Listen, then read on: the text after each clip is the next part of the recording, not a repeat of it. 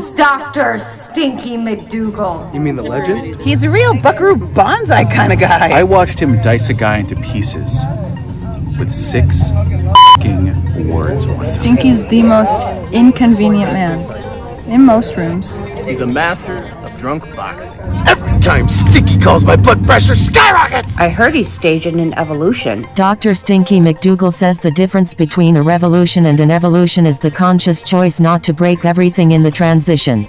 And now, broadcasting from the borderless territory of Liberty Valley, Minnesota, here's your host, Dr. Stinky McDougal! Shake it, baby! Hey, welcome everybody to the Stinky McDougal podcast, episode 3. Our guest this evening is Joe Buchman, a longtime friend of mine.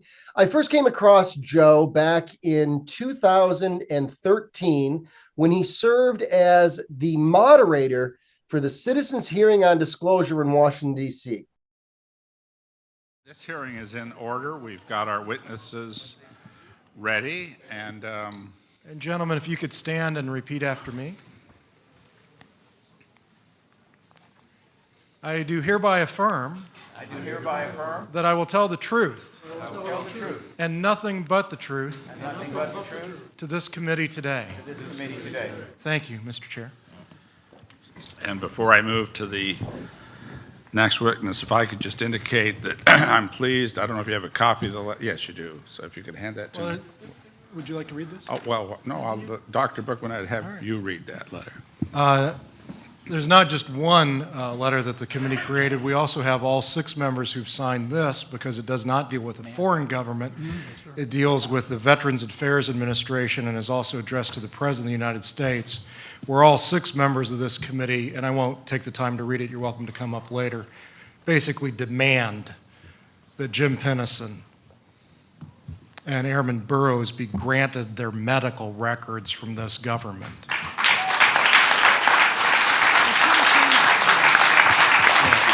The Citizens Hearing on Disclosure was a 5-day mock congressional hearing because the real Congress at that time wouldn't do hearings on the issue of the unidentified aerial phenomenon, something that they are doing today, which brings us full circle to his original work serving as the moderator on the Citizens Hearing Citizens Hearing on Disclosure panel.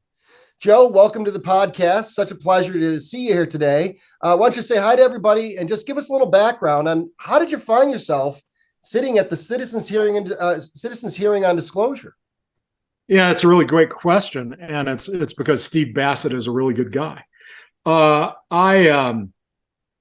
been interested in this issue pretty much my whole life, and it seems obvious to me, as I think it does to any human being who looks out at the images from Hubble or looks at it from a purely scientific point of view. There are billions of galaxies and trillions of stars, and a multiple of that apparently of habitable planets now that we have the evidence from Kepler that's come back, and now the James Webb showing us that most stars have planets. A lot of those stars have planets that seem to have water and habitable life zones. And you don't need a whole planet. You need an area on a moon or an area of a planet where the chemicals and the biological processes of evolution can occur, and you could expect life out of that. Or perhaps you believe in a creator who's either wasting an awful lot of space or likely there's a lot of life out there. I'm sympathetic to both of those points of view. But when I was about 15, 16 years old, I put together a laser from a kit, and I entered a science fair with an exhibit on holography. This was at New Albany High School in New Albany, Indiana. And Hubble, before he went on to become an astronomer, actually taught science at New Albany High School back in the 19-teens. I didn't know that at the time, but they've since put up a display.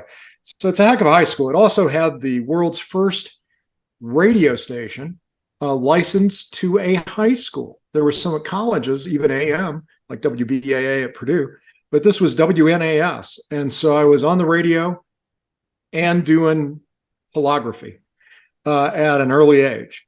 Well, that science fair won a bunch of awards, about a half dozen.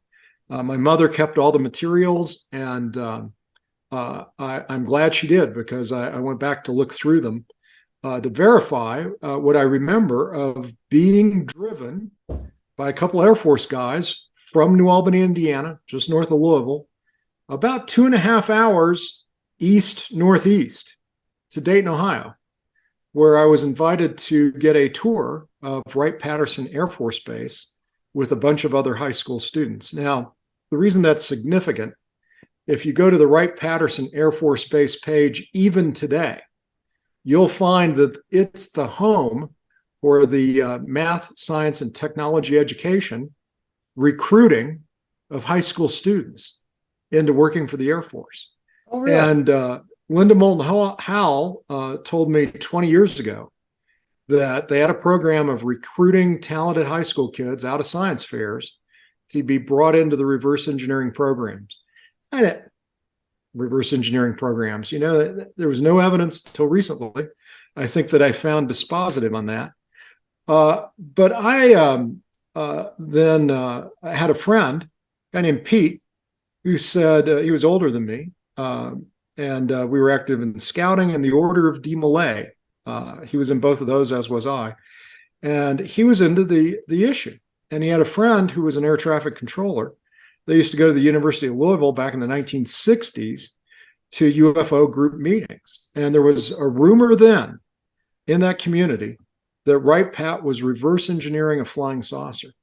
Wow. So in 1974, he said, well, if you're going to Wright-Patterson, tell them you want to see the flying saucer. So I did. I remember the moment I did. It was in a car on the interstate highway heading up to Cincinnati from Louisville. And I remember there was a military convoy going along, a bunch of, olive green trucks and tarps and things. And a civilian car pulled in the middle of this convoy. And there's 2 Air Force officers. I'm sitting in the back seat. And one of them turns to me in the back seat and says, that's illegal. So what's illegal? Well, if you're a civilian, you're not supposed to be in the middle of a military convoy.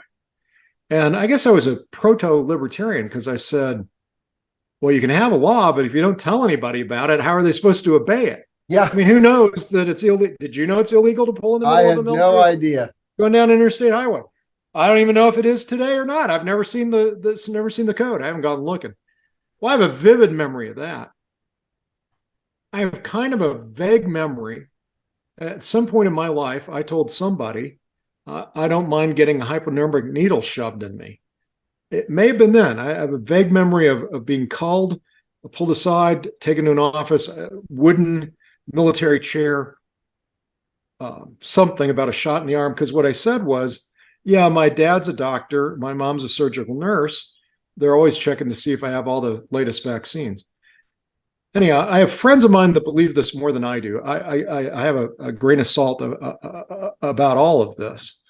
But apparently one of the effects of being chemically debriefed is you have with that particular drug that apparently they were using at that time, you have very vivid memory of at some point before the drug took effect, and then you have this blank time, and then you have a very vivid memory of just after the drug wore off. So I have no memory of meeting other high school kids, of touring Wright-Patterson, of seeing airplanes. I've since been back there 2 or 3 times, took my dad on a tour before he passed away. That's where Kennedy's plane is that flew his body back from Dallas, same equipment that flew Nixon to China. It was Johnson's plane. It's where I believe it's Apollo 15, the command module is there. So it's a wonderful military base. But what I remember going home is waking up in the back seat of that car, and the guy says, do I turn left to get to your home? And I said, yeah, that's right. And he said, don't ever say that. That's confusing. When you're giving directions, you should always say that's correct, not that's right. Okay, why do I have these 2 memories from 1974?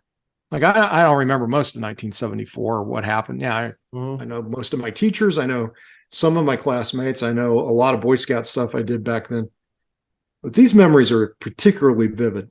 So I'd kind of forgotten about all that. And then in about 1990, 98 or 99, drove down to Roswell in our RV with my wife and our 4 kids, and I toured the Roswell Museum.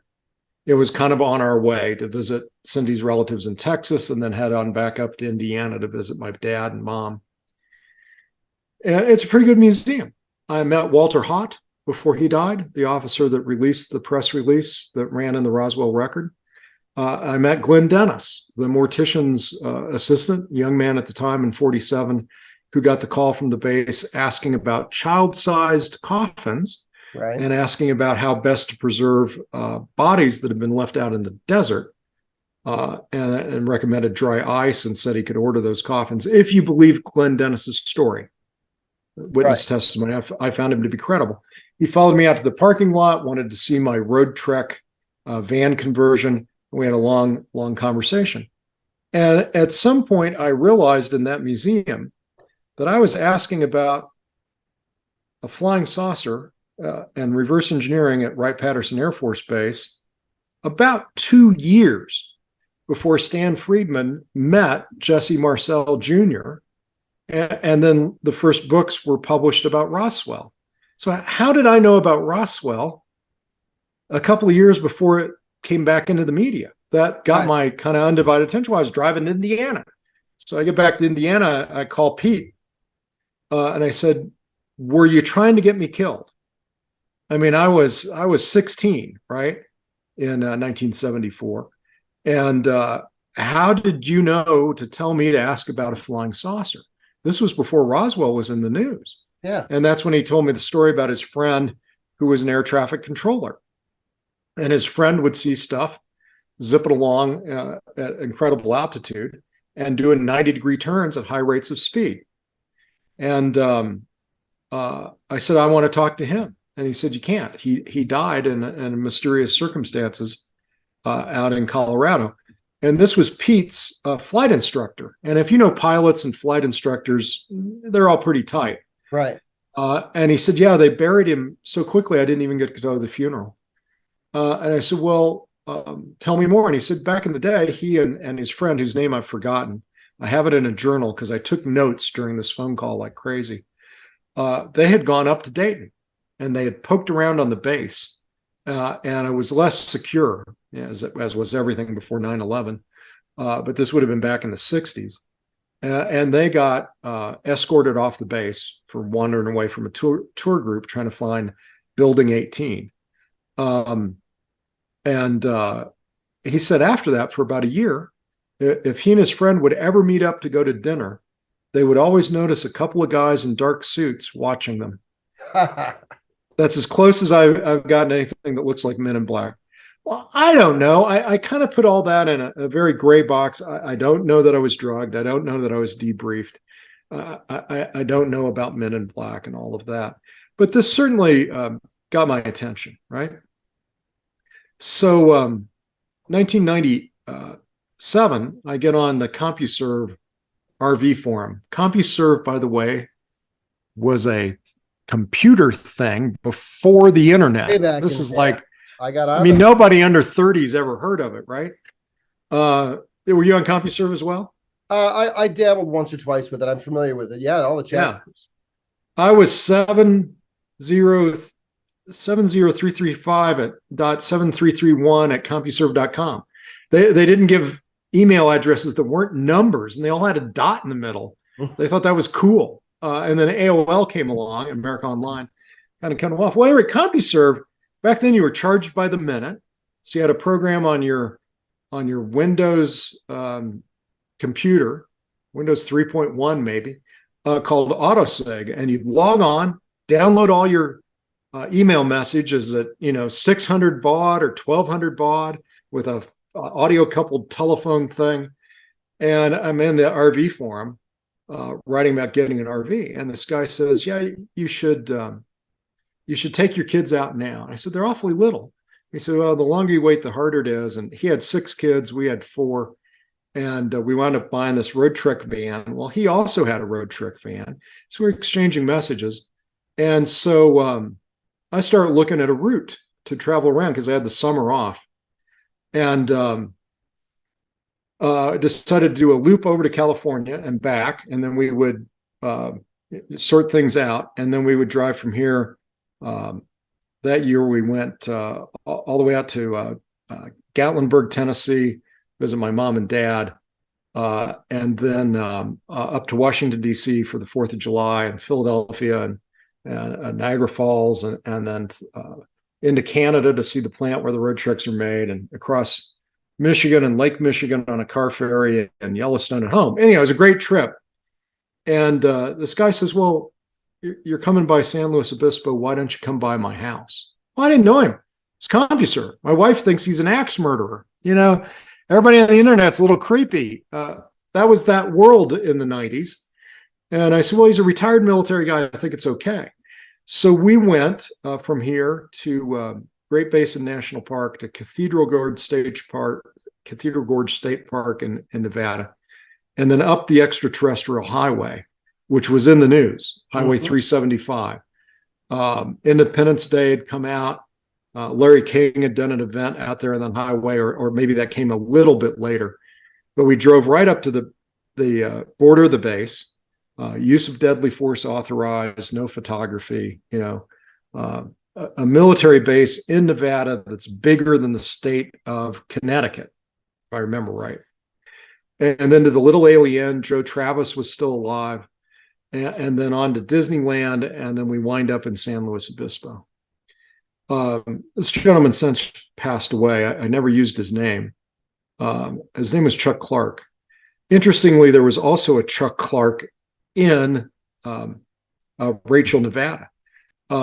And Chuck Clark and Rachel had written a book, which was a guide to Area 51. He'd actually walked most of the border of the base. I'd also met that Chuck Clark, one with an E and one without on the ends of their names.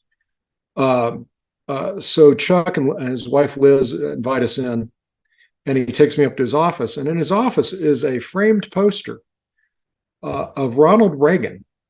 And it's inscribed, "Dear Chuck," it's a poster of Ronald Reagan in a cowboy suit holding a gun. "Dear Chuck, thanks for your service to our nation. Always remember, it's not the size of the gun. It's the size of what's inside the man holding the gun that matters. Ron." And I said, "Ron? How well did you know President Reagan?" And he said, "Well, I had the chance to brief him a few times." I said, "What kind of job did you have in the military that you retired from?" And he said, "I was the chief briefing officer of the chairman of the Joint Chiefs of Staff." Okay, I can't imagine a more interesting job anywhere on the planet. Can you? Can anyone? Chief briefing officer. He said I'd tell the generals how many minutes they had to talk to the Secretary of Defense. So I'm like, oh, okay. So yeah, it was a moment I'll never forget. And he says, "Why don't we go out to my cabin in the woods?" So my wife's like, "Oh, we're all dead now for sure," right? But so off we go down a long dirt road, eventually up into the mountains. And he had bought a cabin, I think, from a U.S. government DEA drug asset resale. I think they probably kind of pointed him in that direction. Whatever, they had a few acres up there and a neat cabin. He had 6 kids and 19 grandchildren. And he would run cousins camp at this facility, bring in camp counselors, the whole thing. And I just loved it because I was program director of my Boy Scout Council's camp. And gosh, for 10 years, I was away at summer camp every summer. By the way, now Burning Man has replaced that since 2010, but we'll talk about that later. Anyhow, we're just having a great conversation. He says, "Tell me about your trip." I said, "Well, we went to Great Basin National Park and Cathedral Gorge State Park, and then we went right to the edge of Area 51." And he got very concerned, and he said, "Joe, you got to promise me, if you're going to be my friend, you will not ever, ever, never, ever, never cross the border of that base." I said, "Well, Chuck, it's kind of hard because there's these orange posts and they've changed the border and there's no signage there. There's no fence." He says, "Do you know what it costs to fence that base?" I said, "No. Is that something you looked into?" I mean, I said, they ought to put up a sign there. It ought to say, "You two invented here." And there ought to be a nice place where you can turn around They ought to at least have a guard shack on the road. There's just these signs. And if it's hard to tell. He says, listen, I don't care. You got to tell me you won't ever cross the border. And I said, yeah, Chuck, I promise I won't do that. So pretty much since then, I haven't had a lot of interest in going right up to the border of the base. A couple of exceptions to that with other friends, but I didn't want to get him in trouble. And so I said, but Chuck, you should get your road truck. I'll get my road truck. We'll meet on Highway 375, right? It's the extraterrestrial highway. Mm-hmm. The states actually put up signs. He says, I don't know why they would do that. It's just so crazy. And I said, I tell you what, I'll buy you an alien burger at the Little Alien. And his wife, Liz, says, yeah, that would be fun. Let's go. And he says, I'll never do that. And she says, well, no, why don't we go camping with Joe? And he said, well, we can go camping somewhere else, but I wouldn't want my being on that highway to mean something to other people that I wouldn't want for them to think it means. That's a direct quote. Oh, wow. And I said, why, Chuck? It's not like we're reverse engineering UFOs out there, is it? So he stops talking. Dead stop. His wife leans forward in her chair. He looks down at the carpet like he's going to cry. I look at my wife. I'm like, what just happened? We were having this fun conversation. Felt like the walls were closing in. And he looks up at Haley, who, our daughter, who was then maybe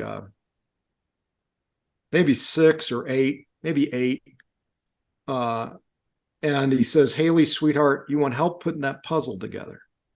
I mean, there's moments in life that you don't forget. I don't remember what happened after that, but right up to that moment, those are accurate, direct quotes.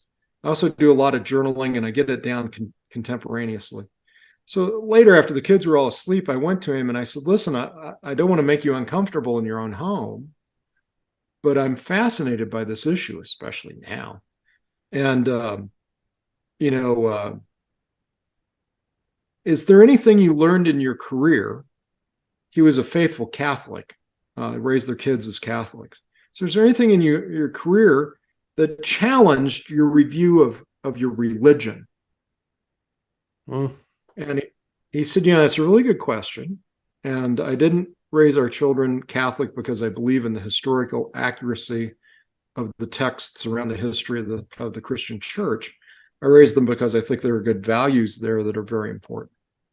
Okay, so then in 1998, I also got invited to go to Houston to give a speech at a scout event. I was one of the lead trainers for about almost 20 years at National Order of the Arrow conference events. This was Scouting's Honor Society. And they would go to different universities every 2 years. And I was in charge of a chunk of that program, sometimes as big as almost a third of it, especially at the Philmont retreat. But anyway, in 1998, we were at Iowa State, and some guy from Houston said, I'm going to fly you down to Houston, all expenses paid.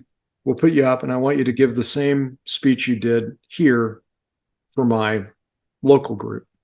I said, of course. Well, a friend of mine from Scouting, who had also met in the Order of the Arrow at a conference in 1975 back in Miami, Ohio, had become a chief of medical operations for NASA at Houston. He's now in private practice up in Fort Collins. He is a brilliant physician and healer. Does more than just traditional allopathic care. It's Tri-Life Health. I'll promote Tri-Life Health. Both of these individuals, by the way, as far as I can discern, did nothing to violate any non-disclosure agreements they had. Like, it's pretty clear that you get those kind of jobs, you contract around what you can and cannot say. So I call my friend Roger, or email, or maybe he was on CompuServe, coming to Houston. He says, this is a really good time. This was right before they flew John Glenn on orbit. And he said, that week we all have off. If you got hold of me a week later, I wouldn't have been able to see you for about 6 weeks, because the month before the flight and until it lands and sometime after, Couldn't have seen you. Maybe it was even longer than 6 weeks. But this works. And so I went down. I think he came to my talk, but regardless, I remember meeting him in his apartment. He said, "What do you want to do?" I said, "Let's go in and practice some landings at the Cape. Let's get a shuttle simulator and try to come in." He said, "Yeah, I could do that, but we'd probably get in trouble." And I said, "Well, what if we go to where the moon rocks are? I'd really like to just hold a moon rock." And he said, "Yeah, I really can't do that. Is there anything else you'd like to do?" And I thought, well, I better cut. I had a whole list of things I would love to do at NASA. I kind of cut to the bottom one. I said, "Is there any way I could sit in the flight surgeon's chair?" Because he sat in that chair in mission control. Said, "Yeah, no problem." Off we go. Badges me through. We both go in. There's 2 identical mission controls that are operational. The legacy Apollo mission controls on another floor. Back then, it hadn't been renovated yet. And those duplicate mission controls at the time were monitoring the U.S. astronauts on the Mir space station that Russia had up. So one's in use and one is not. So we go to the one that's not being used. And again, another real highlight of my life, like sitting in mission control. Yeah, that's kind of a rarity to be able to experience that. I just, Gene Kranz, failure is not an option.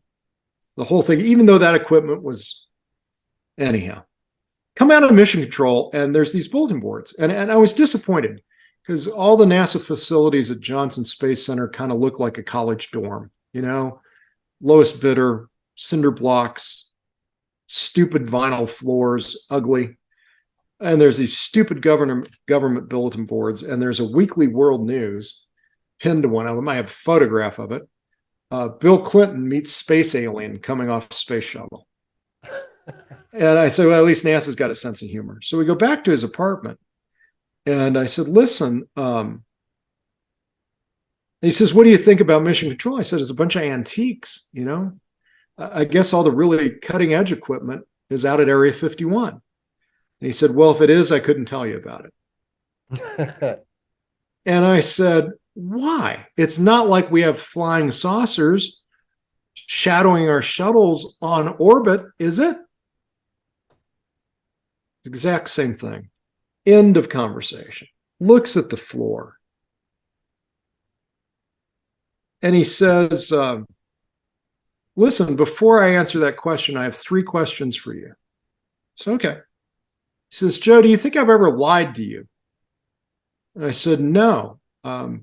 We're both Eagle Scouts. I think we look at lying as a really bad thing. Terrible consequences, never pays off in the long run. No, I don't think you've ever lied to me, Roger. He says, do you think there's anything anybody could ever do to force me to tell a lie? I said, well, yeah, I know you're a fundamentalist Christian, and I think we both look at this life as some sort of testing ground or video game or something where our choices here have eternal consequences. And so, no, I don't think either one of us would ever tell a lie. Why? And he says, well, my 3rd question is, where do you want to go to lunch? I said, I want to go to that Chinese place in the book, The Right Stuff, where all the astronauts go. He says, oh, that was a crappy place and it closed down years ago. But if you want to meet an astronaut, let's go. So we go off to, I don't remember where we went. And we did not meet an astronaut there for that lunch. But once we got in this busy, crowded environment that was not his apartment, he says, look, you got to understand, to get this kind of job, you sign certain pieces of paper that basically eliminate the Bill of Rights. And as much as I might like to talk about certain things, even with my own wife, if I were to do so, I would go to a place worse than Leavenworth. She would lose the health care and the pension benefits. Joe, please don't ask me about this subject again. Well, I have, but it was years later. Okay, so there's nothing to it. What is this about, these 2 guys just stopping the conversation? So, and that's the answer. It's a long-winded answer, and I apologize to, how did you get interested in this issue?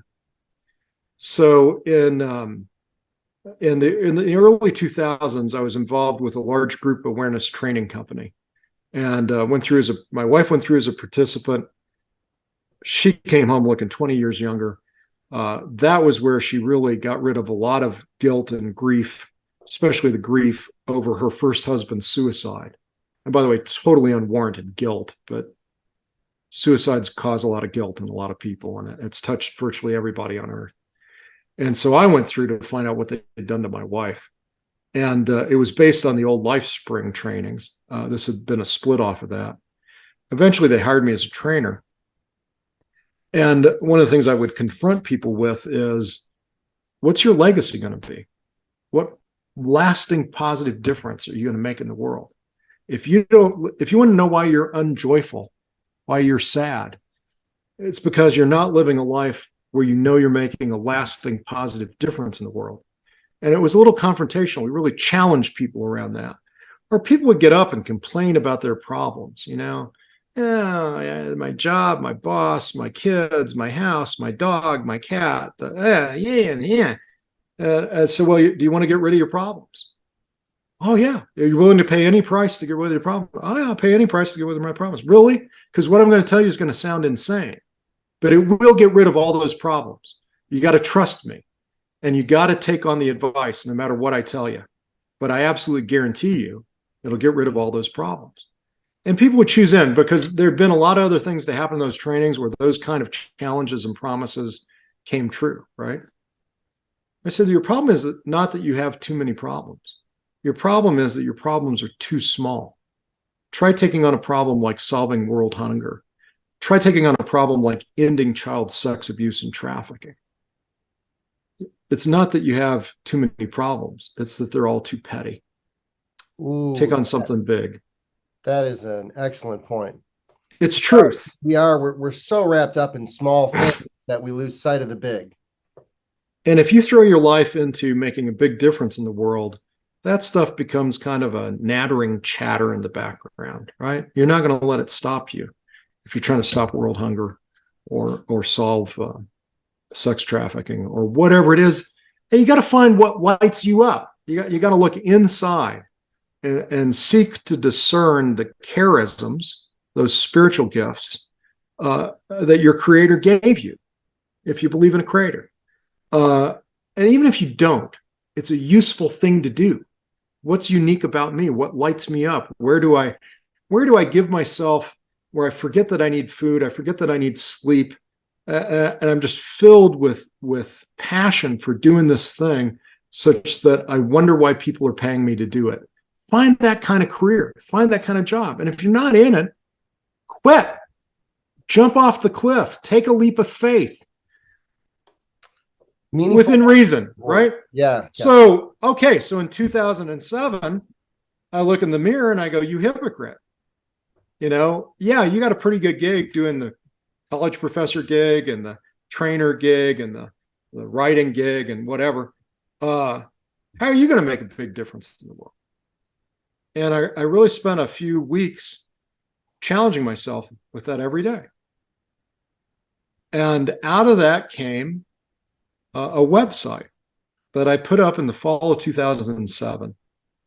I thought, you know what, if ETs are here, I don't need a radio telescope to talk to them, right? Right? If they're here, or if their artificial intelligence is here, it's downloading everything on the internet. It understands humanity. If you believe the contactees, alleged, if you want contactees or experiencers, or abductees, if you want, some of these biologics on the craft communicate telepathically. You can hear their words without air moving. They can hear yours. So that if they're here, the idea that you got to have some big tech to communicate, or at least to talk to them, is absurd. So I put up the website, www.thepeopleofearthapologize.com. Thepeopleofearthapologize.com. Because I asked myself, where would you start a conversation with an infinitely wise, technologically advanced, biological being from another world? I think I would start it with apologizing that I haven't done enough to make Earth a pleasant place to visit. Can you imagine how this planet looks to alien life? We have 12,000 nuclear warheads pointed at each other, enough to turn this to a cinder hundreds of times over. Yeah, We have it is. It's a great question. It's one when I look at it, I ask myself, what type of a personality would point ballistic missiles that could annihilate the entire world at each other? And the answer is a pair of psychopaths. yes. So I fear that's how we're seen. Yeah. And then you have another 500 or so, if my data is correct, nuclear plants around the planet. Some safer than others, but you got Fukushima basically poisoning a big chunk of the Pacific Ocean. So, okay, if I'm an alien, and I imagine my spaceship's pretty comfortable and safe, do I want to visit a place with a bunch of psychopaths with their fingers on the buttons of 12,000 nukes? Like, do you trust every submarine commander, every missileer? None of them are going to go. It sounds like a dangerous place to visit to me. And maybe my spacesuit's pretty good at handling a lot of environmental concerns. I'm not sure it handles a nuke. Or the incredible pollution, and you're coming to a place where children are starving, and we have awful diseases. It just doesn't look like a great place to visit. And instead of turning our attention toward feeding every child and treating as best we can every disease, debilitating condition, we don't look too good to the aliens. So it seems to me, at least on my behalf, I thought I'd offer up an apology. And then I invited other people to join me in apologizing. Yeah, throw that up there. And a couple of months later, I get a call from the chair of the Libertarian Party of Utah. And he says, we'd like you to run for the United States House. You're a retired college professor and you're articulate and you live up in Park City, and we want a candidate in that race. And I said, well, I'd love to do it, but there's something you should know. I just put up a website called thepeopleofearthapologize.com, and I'm trying to talk to aliens. So he says, yeah, let me get back to you on that. So they go look at the content, and I'm still pretty proud of that content. I'm not proud of the design, especially the website. A good fellow over in Germany just resurrected it from the ashes of where I'd let it go dormant, a guy named Yakov. Great guy, but it could use, and he would agree as well. There's not a lot of video. There's not a lot of great graphics. It's just the textual content in basic form. But at least I got it back online again. And they came back to me and said, we'd love to have you as a candidate. So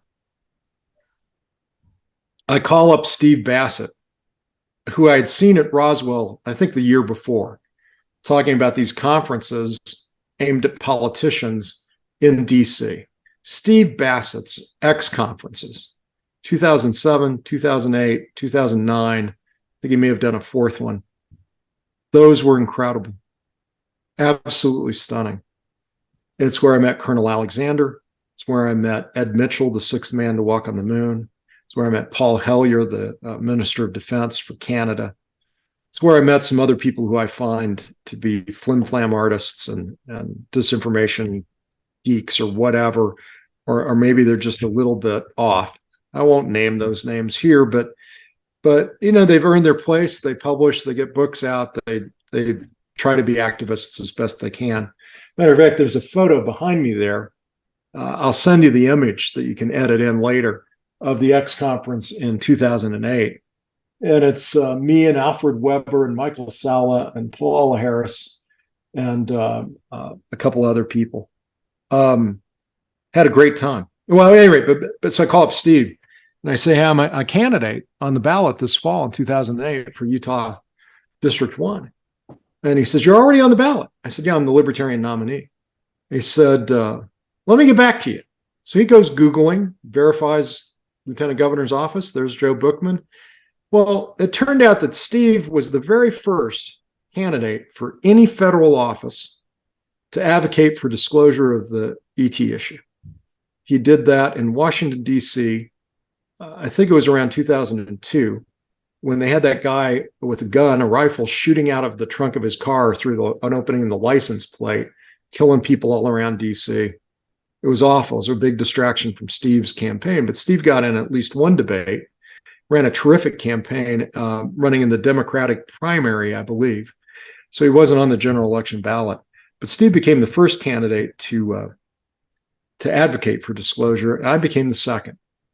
Or if you look at it another way, I think Jimmy Carter was the first. In 76, he had a UFO sighting, said, if I get elected, I'll open up the books. Then Steve, then me. Steve and I, the first and second for the United States House for federal office. That probably should include, definitely should include President Carter, who's still with us. Isn't that amazing? It is. I think he's 99 years old and on hospice care. And I so wish he would say, hey, bring in a camera. I want to tell you something about why I didn't release the UFO files. But I think he knew. I'd like to believe he knew anyway. Steve calls him back and says, hey, this is so typical Steve Bassett. I love him and he drives me nuts. You know, he's a great guy. He is a guy without guile. And he's a guy who, as far as I know, has never misspent any funds that he solicited to support his work and advocating on this cause. And he says, listen, I have no money to fly you out. I can't give you any kind of hotel room. But if you can get here at your own expense and have a place to stay, I'll give you a VIP credential. I'll put you on a couple of panels, and I'll include you at the big dinner. So I'm like, yeah. So I went out, stayed with a friend, got on the panel where there's the photograph back there. Washington Post put a picture of me in the paper wearing one of Steve's shirts that says, it's not about lights in the sky, it's about lies on the ground. Went to the dinner and sat at a table right next to the sixth man to walk on the moon, Dr. Edgar Mitchell. Ah, quite excellent. Wow. I'm a fan of Dr. Mitchell. And Dr. Mitchell was the keynote speaker. It was a wonderful meal. Steve doesn't ever cut corners on showing hospitality. Maybe he should. Sometimes it hurts his relationship with Visa or American Express. But anyway, it was a great dinner. But they had crammed extra people in such that they had to take the stairs away from the stage. So somebody helped Ed Mitchell up. And then when he was done with his speech, he came to the edge of the stage, and I stood up just spontaneously to help him down off the stage. And Ed Mitchell said to me, thank you, Joe. And I said to Ed Mitchell, you're welcome. I know that would have been one long step for a man. He just looked at me like, you jerk. And then he laughed. Other people around us all laughed. And so that was my moment with Ed Mitchell. I later got to do the same thing with Buzz Aldrin at the Sundance Film Festival. It's my standard line, I guess, with Apollo astronauts. I help them down off a high spot. And the Buzz Aldrin thing you can find on YouTube. If you Google me in the Sundance Film Festival, in that case, I was volunteering at a filmmaker lodge, and Buzz was coming toward me, and then he turned to answer a question behind him, and he had his back to this flight of stairs. I was standing at the top of a flight of stairs saying, you know, watch your step. And so I reached out, and we're trained not to touch the patrons, and heaven forbid I touch a moonwalking astronaut, but I actually touched Buzz Aldrin. By the way, Ed Mitchell later gave me a hug, which is cool. So I've hugged one of the 12 guys that walked on the moon. Anyway, I said, pardon me, Colonel Aldrin, you know, watch your step. There's a flight of stairs behind you. And he hadn't noticed the stairs, and he turned, he said, oh, and he looked at my badge. He said, oh, thank you, Joe. And I said, that's okay, Buzz. I know that would have been one long step for you. Yeah, same thing. But at any rate, so then I ran in 2008, and the park record, and I was a little embarrassed about it at the time, but they ran a front page article, and I'll send you the image of this as well. Immigration, taxes, and little green men. Libertarian candidate with a twist, Joe Buchman's running for the United States House. Well, my kids were all in high school then, and the teachers kind of ribbed them about having a tinfoil hatted dad. And a former political director of the Libertarian Party tried to get me removed from the ballot. Like when I ran for office as a libertarian on this issue, the greatest blowback I got was from other libertarians who felt I was making them look like a nutcase. Yeah, you know, censorship is a real problem just in general. And in the Libertarian Party in particular, there have been several issues. We don't have to make this about the libertarians, but, you know, especially when you're looking at this issue, Joe, as you know, censorship and sensitive issues like this are very important, because if you look at the news coming out of Mexico and the information that was provided to the Mexican government in hearings recently, guess what, Joe? They found little green men. I don't know. Jaime Maussan and the little alien bodies. I mean, Jaime did the same thing with the slides that showed a fetus of a Native American on a shelf in a museum and claimed that that was a recovered alien body. I'm waiting for the DNA tests. I may have a higher level of skepticism. It certainly brought a lot of attention, but it was also a distraction from NASA that day coming out. But we'll see. Soon enough, we'll know. But they haven't been really subjected. Those bodies have not been scientifically tested, and the Peruvian government apparently is quite upset that they were removed. And apparently there are dozens of these that were somehow apparently preserved in a cave. So I don't call them alien bodies yet. We'll see. I don't know that they're alien, Joe. That's one of the things that's so intriguing about them is, so one of the things that they found out about them is that the makeup of an iron plate in one of the chests has an element that is exceptionally rare and exceptionally expensive to acquire. And they make a really good point. If you were going to fabricate one of these things to make a mockery of the world, right? Why would you spend so much money on an element like that in a piece like this? And so, it's not just the question of whether or not the little beings are real or not. Part of this is the basic, I think you might just say, investigatory question. So what data do we have? And they've scanned them, and the skeletons are complete. They are not sutured together. They are not I don't know what the exact term is, but they're not a mutation or a morphication of the body of an animal that's known to exist. Everything seems to have grown in the correct proportion and in the right directions without perturbation. And for some reason, it has a complete skull, and it's only about 18 inches tall, and it's green. There's a couple of them, and one of them has 3 eggs in its abdomen, as if it is a reptile who provides birth that way. And it's there's so many things about this subject that when you start to look back, do you find it not just, I almost look at it as like the pan theory, right? There's, or not the pan, the Loki theory, right? There's always a trickster. And the trick here is we're going to make fun of people by saying there's a bunch of little green men, and then it's going to turn out the truth is there's little green men. They're awfully little. They're smaller than what a lot of the contactees or experiencers have described. They're more like fairies, or I can't think of the other word for these little creatures in your Irish. The nymphs, the fairies, leprechauns. Leprechauns is what I was trying to come up with. So we'll see. I don't know. I'm more focused on the harder evidence of things like Ed Mitchell, 6th man to walk on the moon, PhD from MIT, saying publicly, I've been briefed on the fact that we've attempted to reverse engineer non-human created technology. That gets my undivided attention. You have 2 choices. One of the 12 guys who actually got out of a lunar lander and walked on the moon has gone psychotic, or there's something to this. There's not a lot in between. You got to really push it. Yeah. Now today, July 26th, let's back up. June 5th, Ralph Blumenthal, Pulitzer Prize winner, New York Times guy, publishes an article. The Times turned it down. The Post was delaying. They went to the debrief because it was about to break through other sources. Pulitzer Prize winner publishes an article about a military official saying that we have dozens of recovered craft, including biologicals. Yeah. Oh my goodness. Well, that got my attention. I was out in California, woke up early in the morning, tried to get hold of Steve Bassett. Couldn't get hold of Steve. I got hold of him a few hours later, but I decided to go ahead and leave. I was coming home through Las Vegas, sent it off to Colonel Alexander, and we wound up meeting for breakfast 48 hours later.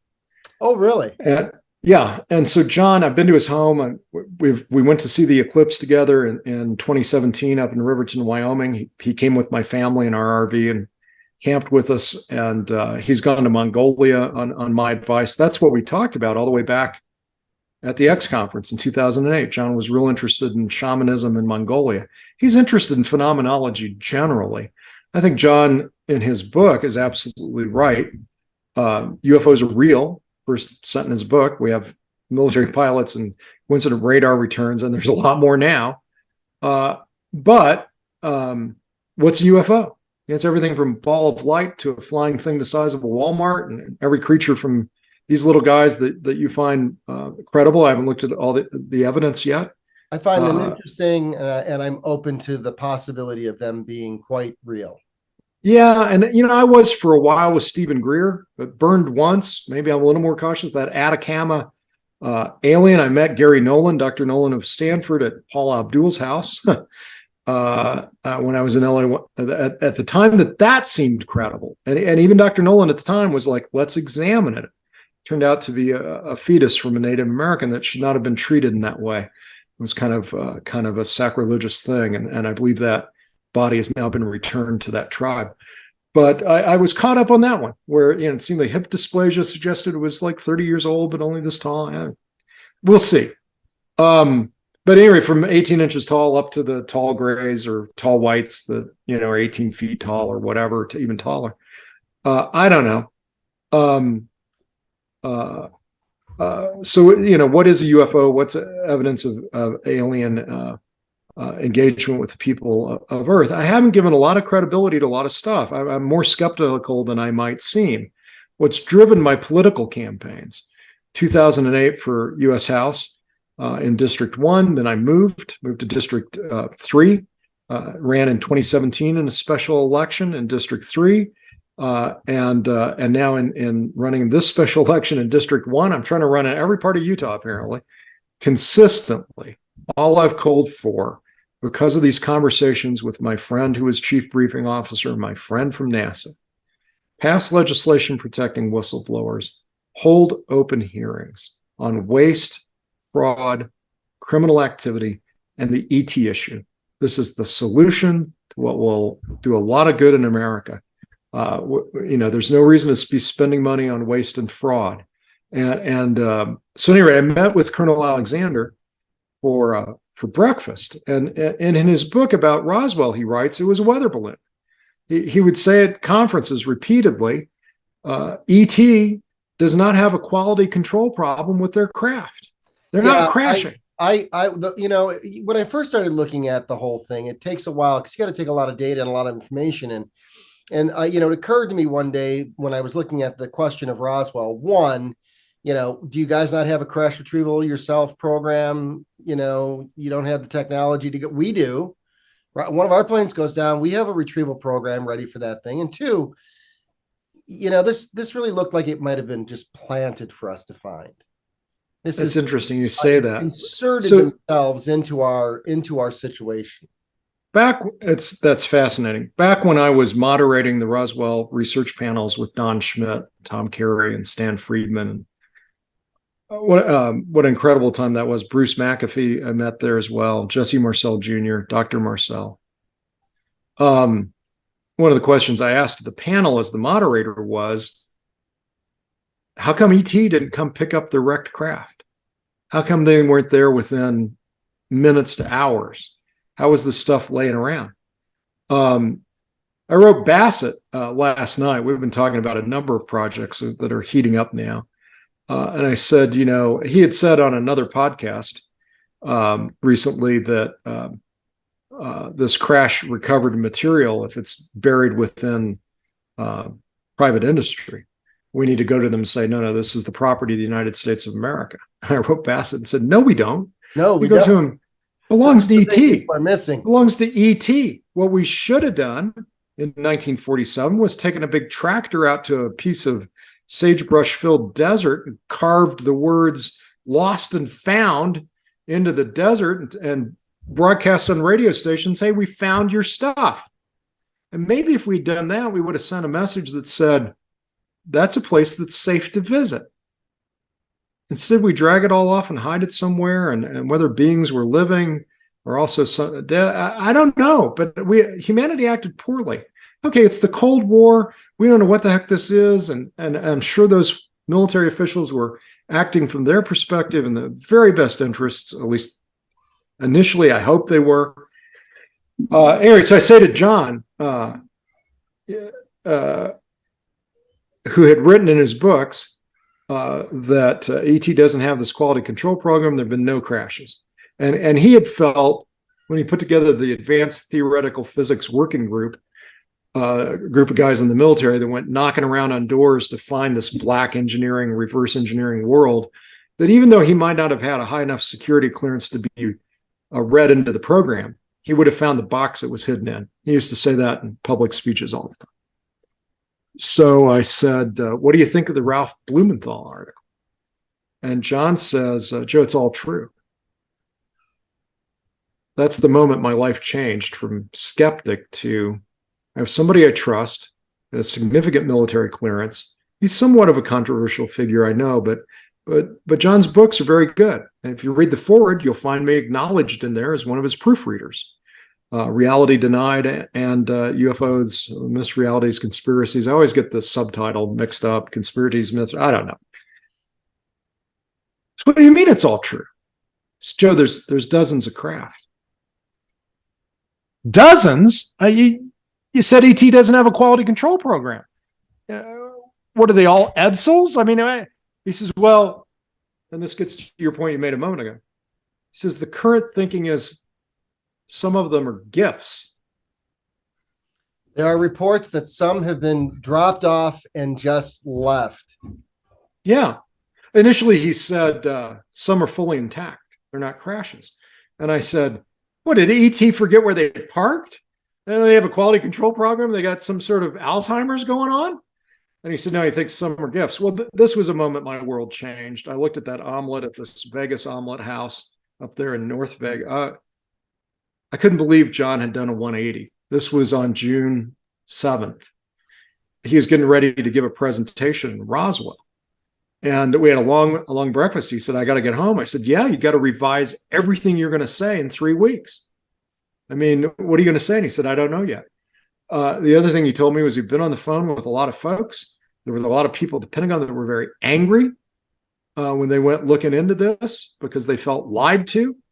And he said there's likely to be indictments for criminal misappropriation of tax funds into these programs that were out of not only congressional oversight, but apparently at least a big chunk of Pentagon.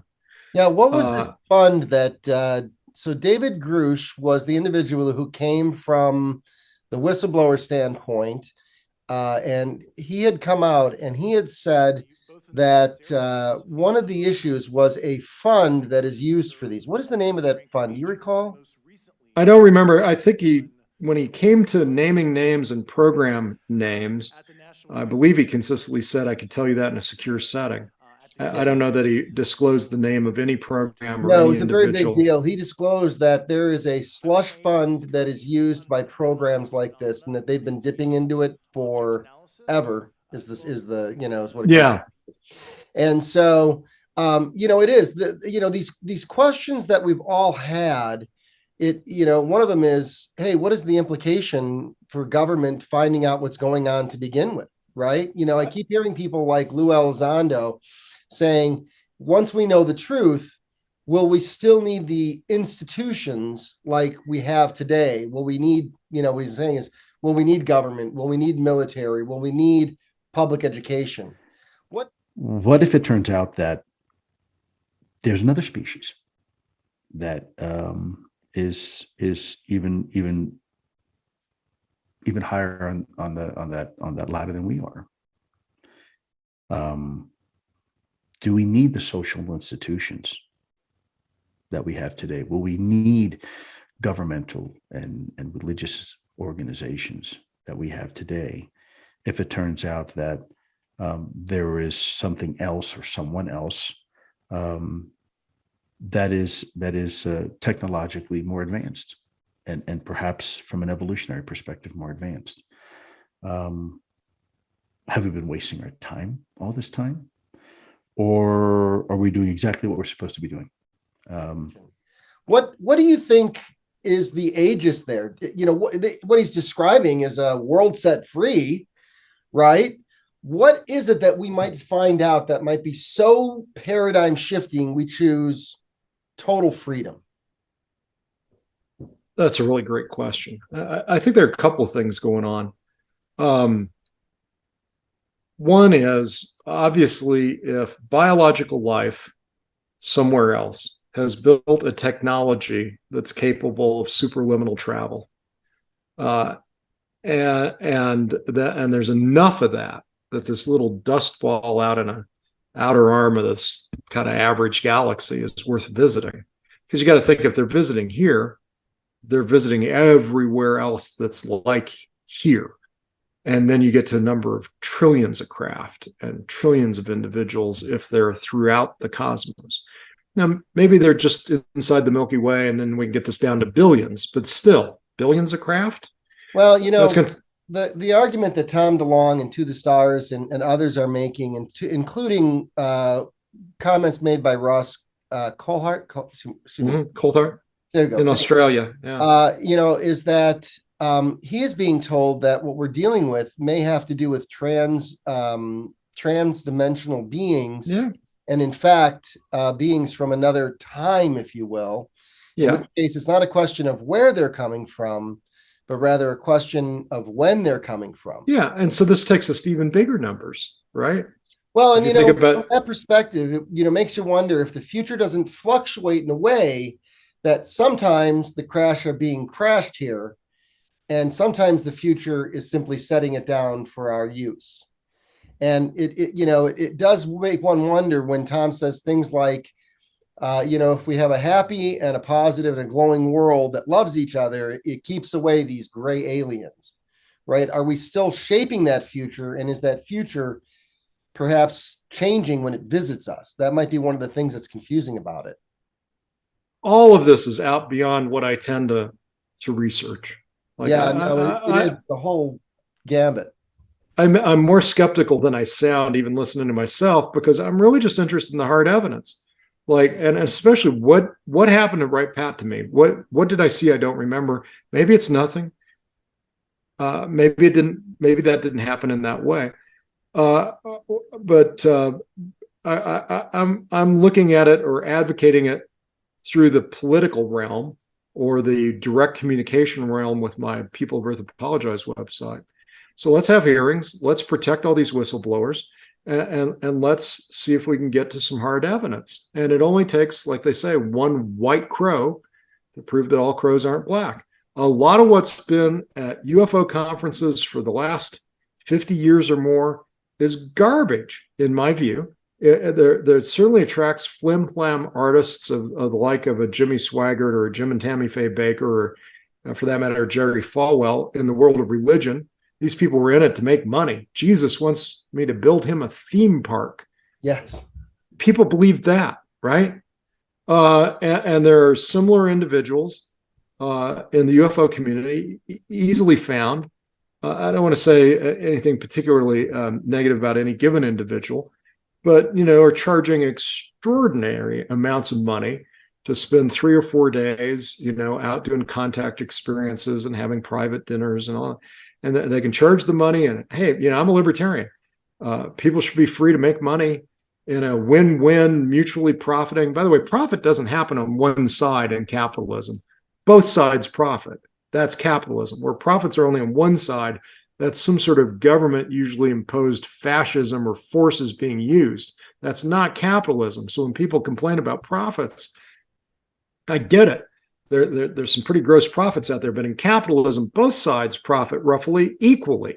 The kid who sells the lemonade gets the money. You get the lemonade. You're both happier. You got rid of some money you didn't want for a lemonade when you were thirsty. The kid who worked hard, and you can ratchet that up until you get into the corporate world. But I am a capitalist at heart. I'm a free market win-win exchange guy at heart. So, okay, in the UFO community, there's people selling books and CDs and DVDs and conferences, and a lot of that's driven by how many people can I get to come and pay me money? And I'll give them that.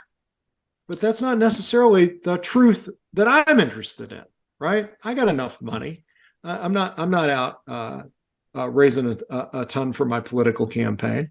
My wife would like for me to, raise it up. But at any rate, I'm just advocating for, especially based on these two friends, Chuck and Roger, get rid of the NDAs.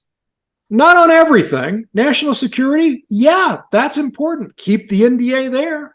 But let's have some review of that.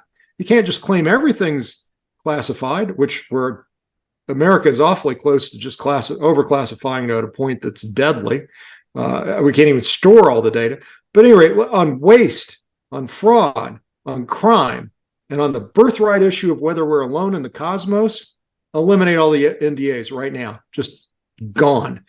And then have some sort of open hearings where we can ask questions in a kind of formal way, but not just hearings in Congress, also in the media and our academic institutions, internationally, in the United Nations.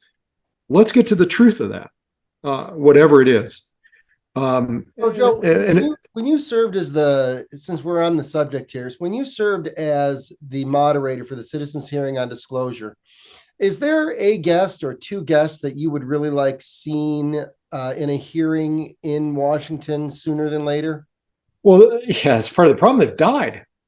Jesse Marcel Jr. held debris from Roswell crash that his dad brought home in the back of a car.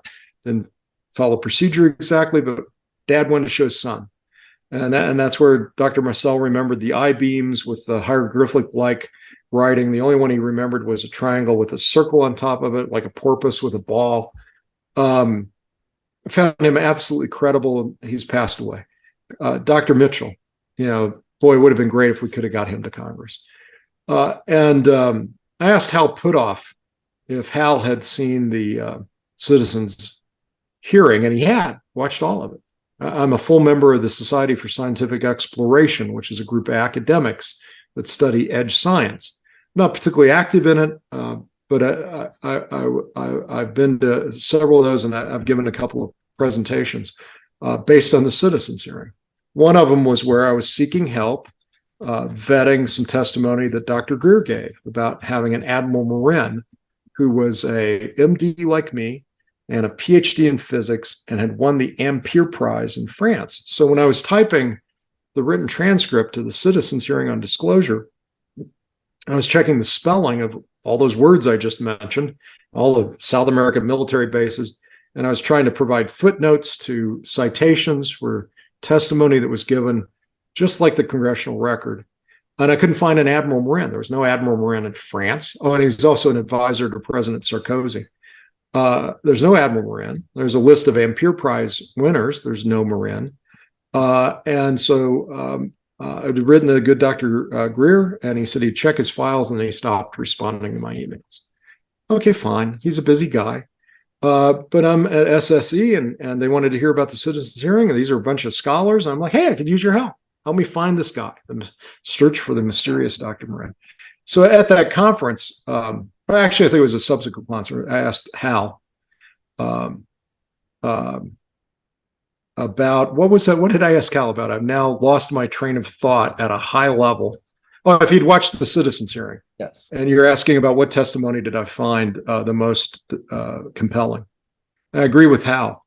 He said the part of the citizens hearing that he really enjoyed or found riveting was anything from the missileers involving lenticular-shaped craft hovering over our nuclear bases. So I'd bring in Bob Salas, I'd bring in Jim Pennison, I'd bring in those guys. I wish, and it looks like it's not going to happen, but people like Richard Dolan and Don Schmidt and Linda Moulton Howe and the citizen research community, people who have not been in this to make a lot of money.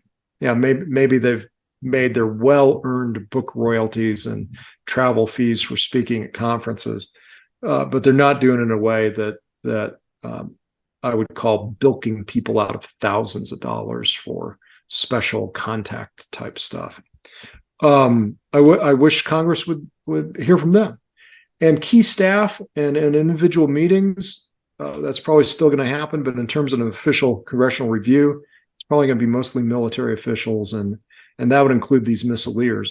There was some other testimony given at the citizens hearing, which was false, documentedly provable false. Colonel French probably should not have been invited to testify there, and others. And then I was strongly requested back in 2014 by Jeremy Corbell and Reuben Langdon to stop work on the transcript or not to publish it. I was actually kind of threatened. I had a verbal agreement. All they wanted was the audio and the video to monetize. They were hoping to sell it to History Channel or Sci-Fi Channel. There were a lot of efforts. Clips eventually were used.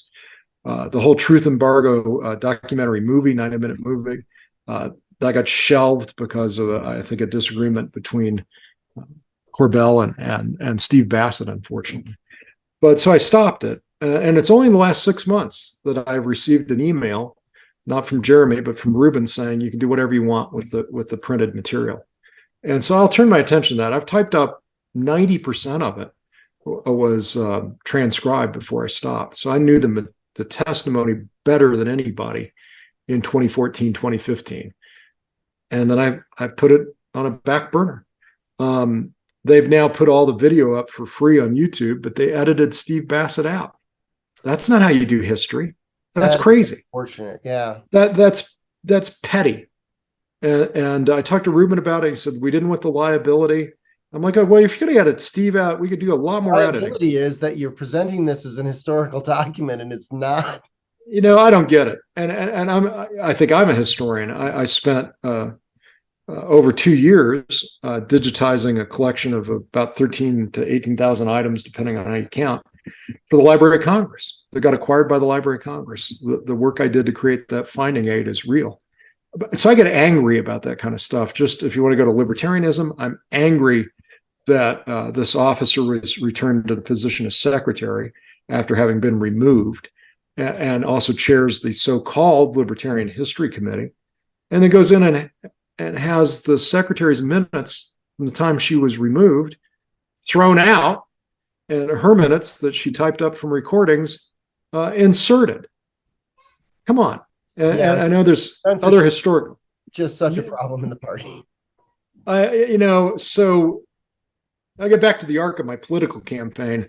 2008, X Conference, Park Record, Immigration Taxes, Little Green Men. And yeah, I got a few thousand votes. It was pretty wacky. I got a lot of blowback. KSL Radio played UFO music on the air while I was running. This political director in the LP tried to get me removed as a candidate. In 2017, I ran in that special election, and I got no blowback, right? I wrote about it in the foreword to Don Schmidt and Tom Carey's book, Witness to Roswell. You'll find me writing in there that in 2008, I ran for Congress, got a lot of ridicule. 2017, I ran for Congress and got that it was taken as a serious issue. I got asked questions in debates. There was no laughter.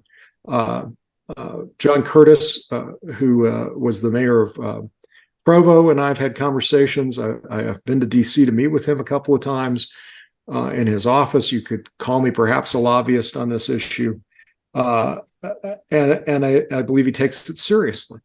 And now I believe I'm being proven to have been prescient or pathetic even in terms of what I said in those debates, because this has now become, if not mainstream, certainly right at the tipping point, waiting for the New York Times or Washington Post to really go to the next level and publish about crash retrievals. They haven't gone there yet.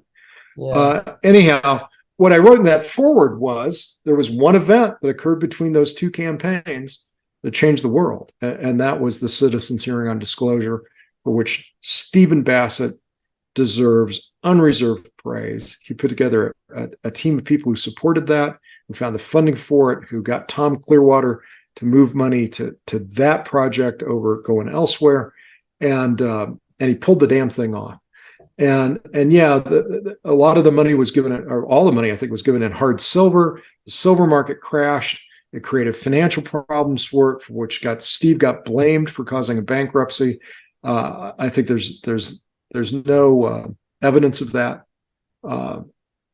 Steve sometimes, like I said about the dinners and whatnot, so maybe overdoes expenses, isn't the most frugal person when it comes, but he spends none of it on himself. I know that from over a decade of visiting him in the apartments or the couches he's surfing on, or the tiny office he's got at the press club. And I see no misuse of funds, and I've been pretty close for a long time, as opposed to these other people in the field. So now it's 2023, and we had another resignation from the United States House. Back in 2017, it was Jason Chaffetz, who gets elected and quits. Cost the state $7 million to hold that special election. That's ridiculous. You put somebody back in the House whose only job is going to be to run to get reelected in 8 to 10 months, right? And then you get your 2-year term. Elections. I don't even vote anymore. None of these have my interest. I understand that. I wish you were here. I think you might vote for me. And that's kind of what I'm testing here. Here's the draft of what will be in the voter guide, right? This will be in the voter guide. So this will be a chance. By the way, I love that headshot. Evans O'Brien in the Libertarian Party took that at Freedom Fest. I love that. Part of what I'm doing is giving a chance for voters in the 2nd District of Utah who go to the trouble to read this, which will be a tiny fraction of the potential voters, but I'm going to do what I can to raise a little media attention. Probably spend 10 grand on the campaign, somewhere in the order of that. The other candidates are spending in the hundreds of thousands of dollars. And there's not a lot of that. The Republicans pretty well got it wrapped up, but in a real competitive race, 10 grand wouldn't even get you, the travel expenses for going around the district to appear at the public library. Sure that none of the above gets offered on the ballot. I like that. So here's what I wrote: 200-word maximum. It's exactly 200 words. This is what I'm running on in 2023. And it was an opportunity to jump into it because of another member of the United States House who freaking resigned. And this time the state didn't want to spend $7 million. So the governor declared, kind of without the full authority to do it, but nobody's complaining, I think. So it's okay. It's okay with me. It was okay with the House. They sort of affirmed it later, the State House here. That would move the election to the Tuesday before Thanksgiving. So I'm running an extra 2 weeks. By the way, there is another special election. It's happening, I believe, in Rhode Island. But that'll be over the first Tuesday in November. So there's only 2 races for federal office in the whole country this year, right? Oh. Usually the House is up every other year, all 435 seats, plus a third of the Senate, plus in presidential. That's a lot of people. This year there's two.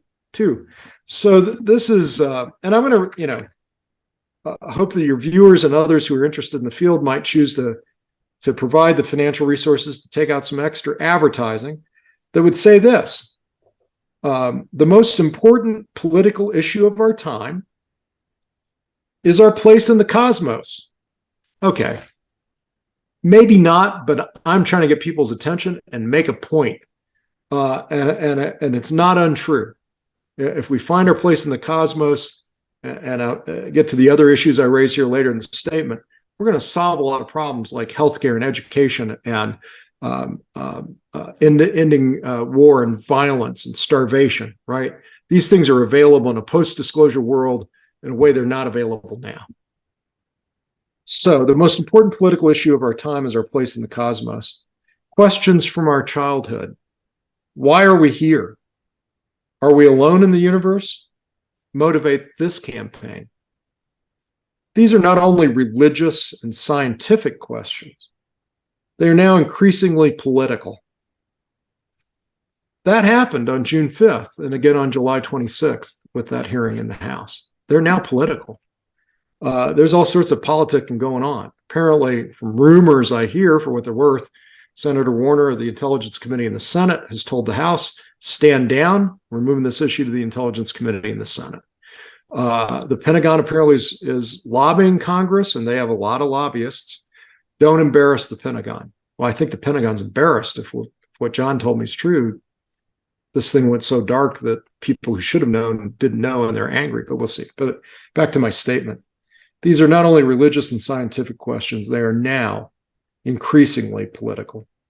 Why run as an independent when you have no chance to win? Let me talk about that. So I go to the chair of the Libertarian Party in June, and I say, hey, I think I'm going to run in this special election. And the chair of the Utah Libertarian Party says, we already have a guy running, says he wants to do it. You should talk to him. You two work it out. And he's the Iron County chair. And he's got a big business down in Cedar City. And he urged me to drop out of the race. And I said, be careful. That's a violation of federal law to provide any incentive to someone not to run for federal office. You don't want to go there.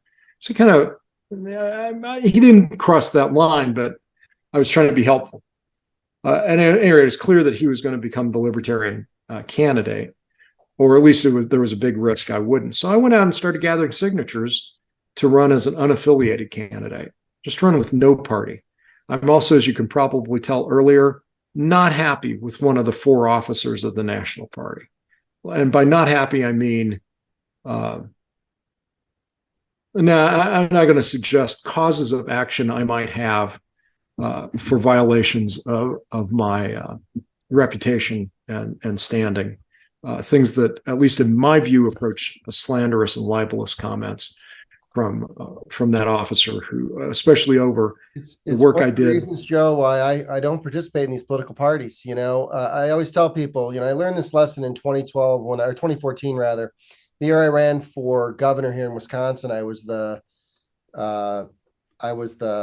delegate chair to Indiana for the convention. My my lieutenant governor candidate and I were the only 2 that went. And I sat through my first LNC national convention, and I realized that I would never want to see these people in charge of my life. And that was confirmed in 2018 when I served as the delegate chair again, because, they're really good-hearted people within the party. But fundamentally, government is not, there's a document put out from the 1950s, I think it was, on the Cold War by the CIA. And the document was how to disrupt communist activities. And the first thing it says to do is have them form committees, put everything in committee, and then debate it as long as you can. And this, what do you think government is? It's one giant committee. You want to not get things done? Put it in a committee and debate it. Hey, I got an idea. Let's debate this, Joe. Maybe we should put this in committee, and let's debate whether we tell the American people what we find out is going on in the Pentagon. Some of that's probably going to happen. You and I knowing things. Right.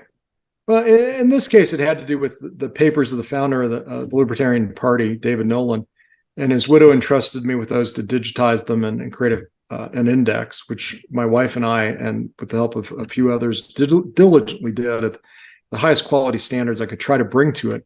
I had spent time volunteering as a non-member in the Church of Jesus Christ of Latter-day Saints digitizing program for their family genealogy book collection.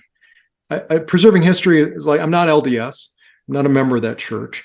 I live in Utah, but I felt like giving some volunteer time to digitize and learn how it's done. And they use Smithsonian quality equipment. They spare no expense, and they do it with a diligence that involves triple checking everything. I am a fan of the LDS churches, the Church of Jesus Christ of Latter-day Saints. As their current president says, let's not use the abbreviation. Okay, fine. Their work to preserve genealogical records is deserving of every human being's unreserved praise on the planet. So I learned how to do that. I did it, and the widow, Elizabeth, had tried to donate it to MIT, his alma mater, and other universities, and she had actually prepared a letter that I had in the collection that I'd found to the Library of Congress, where it turned out David Nolan's father, a man who had adopted him, had served as the director of the reference division of the Library of Congress. David Nolan's papers went home to his father's library. I foolishly imagined that every libertarian would be pleased with that. And instead, just like with the tinfoil hat thing in 2008, I got accused of being someone who engaged in elder abuse, to steal property belonging to the party and donate it to the evil federal government. I'm that guy. So you can imagine who said that. So, I want nothing to do with those. Any group of people that thinks that individual should be returned as one of 4 officers of that organization, I'm done. I asked my name be removed from their website. I'm a lifetime member. I still am a lifetime member, but I asked my name be removed from their website, and that stopped all their fundraising. Although they aren't doing much. I think they're going to be bankrupt, by the way, but we'll see. Well, we'll see what they're going to do. A convention in 2024, and who's going to be the presidential nominee for the Libertarians? I don't know. At any rate, so why run as an independent? I'm reading my statement. Why run as an independent? I am running. Technically, it's called unaffiliated, but more people understand the word independent. When you have no chance to win. Answer: to give voters the opportunity to bring attention to this issue by voting for the only candidate advocating them. I took out the word for. It should say advocating for them, but that had me at 201 words. And anyhow, in July of 2023, the United States House held a hearing with 3 military witnesses who testified to the U.S. government having recovered craft, bodies of apparent pilots, and evidence of a decades-long legacy program of reverse engineering. Another word I took out was attempted reverse engineering. I don't know how far they've gotten. Don Schmidt and others. I feel good. They've got something flying. They may not understand the technology, but they have craft in the air, no doubt. Fair enough. Other people like Don Schmidt say it's like giving Christopher Columbus a nuclear-powered submarine and saying, make another one, right? Well, no, it's, remember, they've given us some craft that they say are intact. Grush has even confirmed this. And so the question is, could Christopher Columbus have stepped onto a pontoon boat and given enough time, figured out how to travel across the lake on it? And okay. And my argument is probably, given enough time and enough resources and enough, listen, I don't doubt that we have had quantum leaps in our understanding of the world and the universe and physics that are not, for one example, one of my channel items that I follow is the electric universe. And you're not going to find anybody anywhere discussing the electric universe in an academic setting at just about any university. Yeah. And yet the universe is electric. And so any science that's being studied inside of the UFO or the flying saucer technology, you're going to discover very quickly they're all talking about electromagnetic forces being used to propel this craft. Ergo, what it's doing is it's interacting with the very fabric of reality. And you only get to bring those two ideas together if you go, the universe is electric and flying saucers certainly seem to be electromagnetic. And when you bring them together, you start to realize we're really dealing with fundamental forces, not just in terms of the craft, but in terms of what we're experiencing. These are very fundamental experiences. Well, and apparently there's this connection of consciousness to the control of the craft. The pilot and the craft may interact through that electrical signals of our brains in a way that we don't understand. Steve Bassett had told me that Steven Spielberg's miniseries that ran on Showtime called Taken was significant. And I remember asking my friend who'd been chief briefing officer of the Pentagon if he had watched Spielberg's miniseries called Taken. You can get it on DVD. I don't think it ever came out on Blu-ray. I believe it's from the 1990s. And he said, yeah, I watched it. And I said, wow, what did you think of it? And I wish I had this email. It came to my indianauniversity.edu account. And I didn't preserve all those stupidly. When it was back when I was teaching at Indiana. And he said, yeah, watch the series, loves everything Steven Spielberg's ever done. They just got the model of the car that the commander of Area 51 was driving he didn't drive that model of car. Maybe said the color of the paint on the car was wrong. Now, what does that imply? That does say a lot. That the rest of the story is true. You have to know who the structure is. Yeah, right. If his main criticism is they got the color of the car wrong, what about all the other stuff in there? And in there, as they dramatized the attempted reverse engineering during the period of the 1950s, which you can imagine, what kind of equipment did we have to try to understand that? Yeah, it's almost pre-transistor, certainly pre-heavily integrated circuitry. That they were bringing in twins and trying to create this consciousness connection and all that. Well, anyway, back to this. All we were stuck on was a government program of attempted reverse engineering, questionably successful attempts at reverse engineering. Maybe some of it's successful. I think you would agree all of it hasn't been perfectly successful. There may be elements that aren't available on Earth that we won't have to put into that kind of craft that we're able to recover them from the asteroid belt or further out. But we'll see. Anyway, I'll just back up. In July of 2023, it was on July 26th, another word I took out. The U.S. House held a hearing with 3 military witnesses who testified to the U.S. government having recovered craft, bodies of apparent pilots, and evidence of a decades-long legacy program. And I use the word legacy intentionally. That's what it's being called now. These current officials in the Pentagon who didn't know about this. Yes, I inherited this. They inherited these legacy programs of reverse engineering, programs funded by a seemingly criminal misappropriation of funds. Emphasis on the word seemingly. I'm not going to take that one out. I'm not accusing anyone of a crime. And outside of congressional oversight.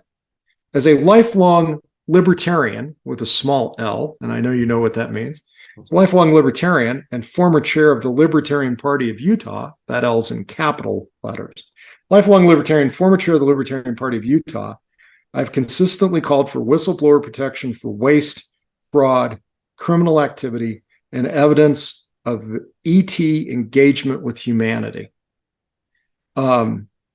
This revelation would, if confirmed, transform our society in much the same way as the Copernican revolution did 420 years ago. Like, all of humanity up till Copernicus thought the sun revolved around the planet. It's obvious. The sun's going around me, right? I ain't moving, right? And heaven's above and hell is below. And this is the center of the universe, and God reigns, and we're his uniquely interesting creation, right? Or her, or whatever. Well, Copernicus comes along and says, wait a minute, we're watching these planets go around and these perturbations. Mars is doing these crazy loops in the sky. How can that be? What's causing that? Well, if we're the center that everything's going around, they got to explain these. And then Copernicus has the revelation that, no, we're all going around the sun. And it's only an illusion that the sun's going around us. And for that, you got burned at the stake, right? Mm-hmm. For telling a similar truth today, you get threatened with jail time and monetary fines and career destruction and violating an NDA and losing healthcare benefits and pension. Well, and Joe, that was one of the reasons, if you look back I look back at my development in the subject of the phenomenon overall.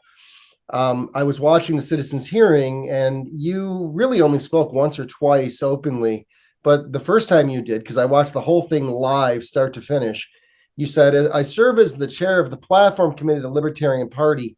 And for the first time I stopped and I thought to myself, is there a political issue here? Because now that I think of it, there is a political issue here. And, suddenly I get these connections, one of which, and whether he said it or not isn't really the point, is this Goebbels quote of tell a lie, no matter a big lie at that, tell a big lie and tell it over and over and over again, and people will believe it. And the quote goes on to say, but that lie then becomes the mortal enemy of the state. And it's that mortal enemy part that is so key to be understood in the whole phenomenon of disclosure.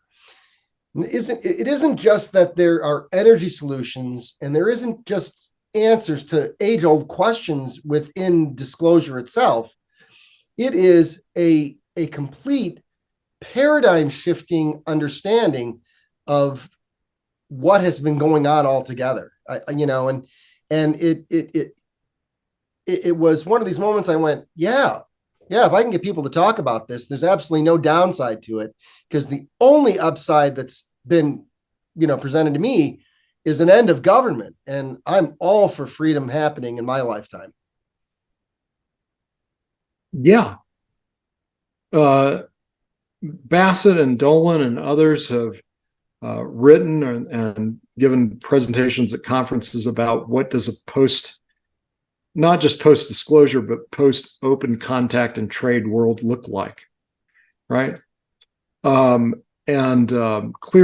if there's some advanced biologically based life that has built a craft to get here, they probably have some insights into how we can improve our healthcare and education and energy supply and return the planet to something resembling the Garden of Eden with clean air and clean water, maybe relatively quickly. And that perhaps if we were to evolve to a point that we deserve to be included in that greater community that's out there, these kind of things become available. I'm pretty sure dismantling the 12,000 nukes might be a prerequisite to that. And maybe really good news on that front. In the electric universe, Hal Puthoff is an advisor to a program called the Sapphire Project, where they are creating in a vacuum a simulation of the sun. And the technology of the Sapphire Project will be able to, what's the word I'm not sure the word that you use, but it'll take a radioactive element that would take 1 million years to decay and do it in hours or weeks or months. Yeah. And turn it into a nice paperweight. Yeah. And turn it into a paperweight. These types of technology are the extant technology, tenfold, if not 100-fold, that is waiting behind the question of the UFO phenomenon. Isn't that an interesting light feature behind me? If anybody's wondering, an angel has not shown up in my office as far as I know. That's just the sun, as we're talking about it, has shifted into a different position coming through the window where it's setting. And it's lit up this area right here. Isn't that interesting? Yeah. Well, I'll finish the statement then. And by the way, I think this revelation is the Copernican revolution times 10,000. Copernicus took us from we're the center of the universe to know we're a planet revolving and orbiting and also spiraling in the Milky Way. So we talk about you and I are moving at the speed of light right now, basically. If you're on Earth, you're rotating, right? At the equator, it's about 1,000 miles an hour, 26,000 miles around, go around in one day, call it 1,000 miles. Up at the poles, you're just sitting there doing a very slow pirouette. But at various latitudes, you're moving at different speeds. I used to do this in the training about who are you and why are you here. Let's talk about the physical reality of where you are. Here in the Salt Lake Valley, we're moving toward the Wasatch Range of mountains, heading east. And if I remember correctly, it was about 600 miles an hour. So we're moving that as the Earth rotates every day. And then the Earth is orbiting the sun. And I've forgotten now, 60,000 miles an hour, some ridiculous figure. And then the sun is in this outer spiral arm of the Milky Way. And the whole Milky Way galaxy is doing this thing. So we're going this way and we're going that way. And now we're going this way at an even higher rate of speed, right? And it takes, I think, 420 million years to do one orbit around the center of the Milky Way. I'm going to look up these numbers before I do another one of these podcasts, because I know I'm off on both of those. 1,000 miles at the equator is the one I remember. It's a little more than that, like 1,100 or something, or 1,050. Anyhow, so we got rotating here, orbiting here, outer spiral arm doing this, and then we've got the effect of the Big Bang where everything's flying away from everything else. And so the Milky Way galaxy itself is moving towards something called the Great Attractor. And if we fire up a telescope and we look out into the observable cosmos, the thing that's furthest away from us seems to be moving away from us at something approaching the speed of light. We can barely see it. So that means if there's somebody out there looking at us, we're literally moving at the speed of light or something awfully close to it, plus all these other much slower things. And to recognize that in that unimaginable bubble of the observable cosmos, that we're not alone, that we don't have the best tech, we certainly don't have the best morals. I don't think life can survive long enough to travel the cosmos if it's pointing nukes at itself, which we're doing, if it's polluting its spaceship, which we're doing, if it enslaves people, which we're doing. If you take 100% of the productive effort of a human being, you get a human being and you take everything they do that's productive away from them, that's the very definition of slavery. It's also 100% taxation. To take everything that a producer creates, that's slavery. So right now in the United States, when you add up sales tax and property tax and income tax and all the costs of the taxation that's in all the products and services we buy and the user fees and it's about half. So right now, in a libertarian's point of view, to be harsh, people who are producing things in the United States are about half slave. Those who are just receiving aren't. They're somehow on a dole, or you could include the military and government officials and the bureaucrats, only about a third when we add that up. I don't think any alien wants to join that society.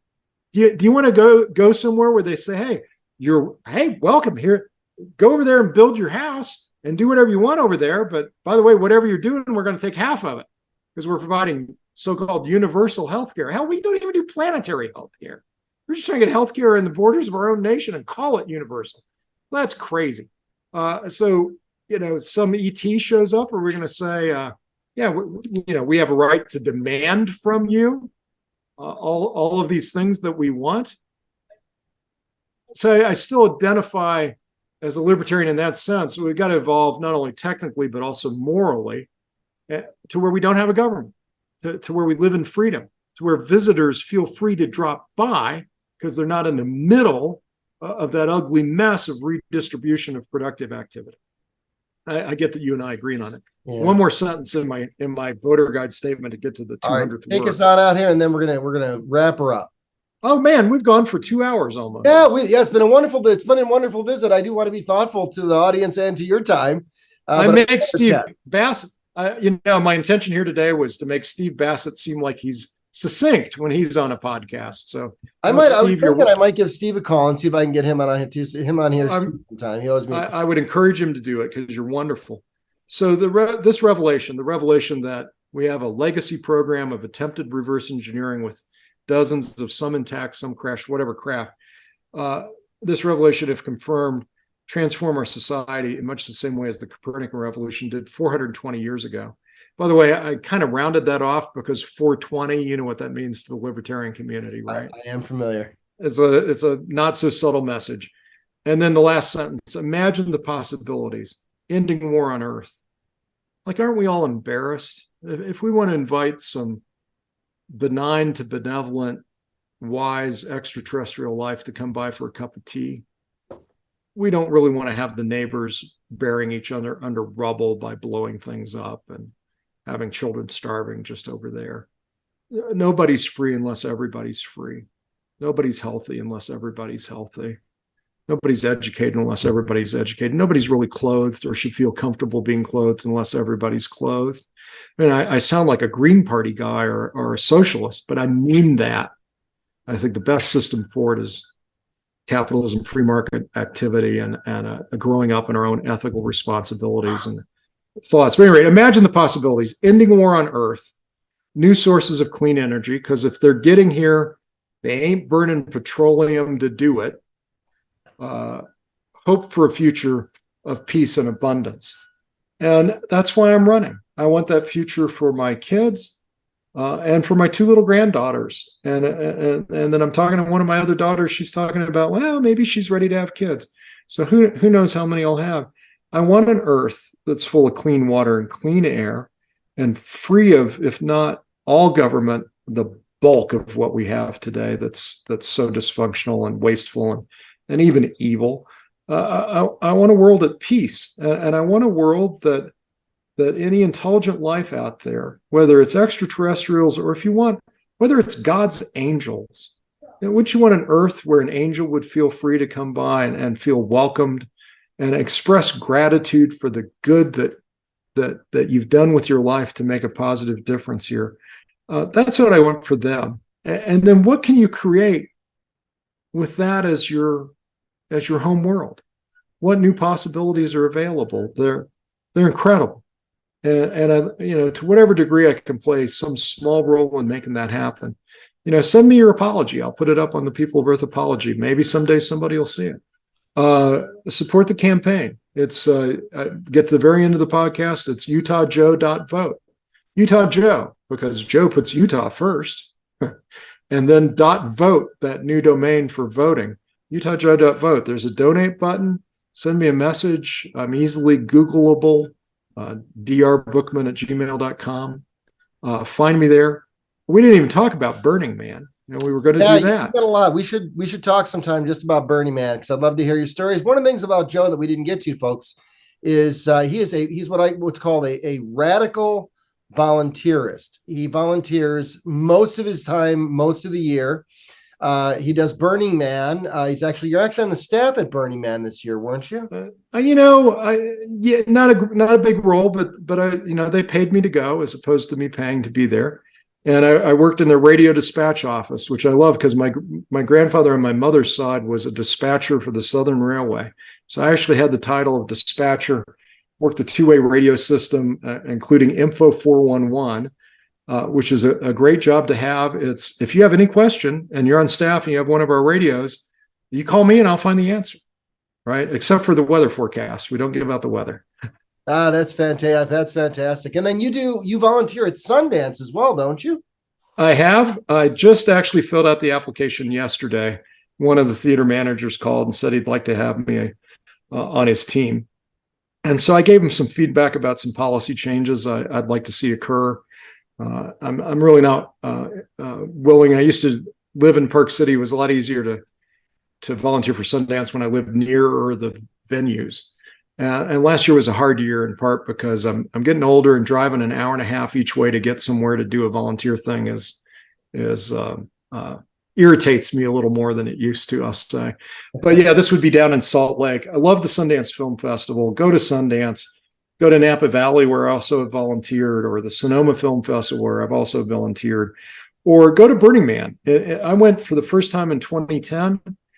The closest thing it reminds me of is those large group awareness trainings. It is a transformational, experiential 4 or 5 days that you will not be the same.